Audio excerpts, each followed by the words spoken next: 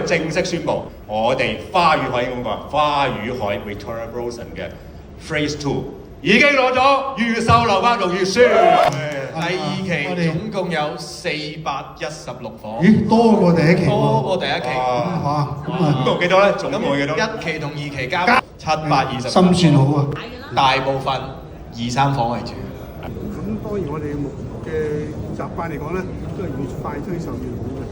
咁所以基本上嚟講，大家都可以係希望我哋會喺第二個嗱，聽日都5月1號啦。我哋預計嚟講喺第二季之內咧。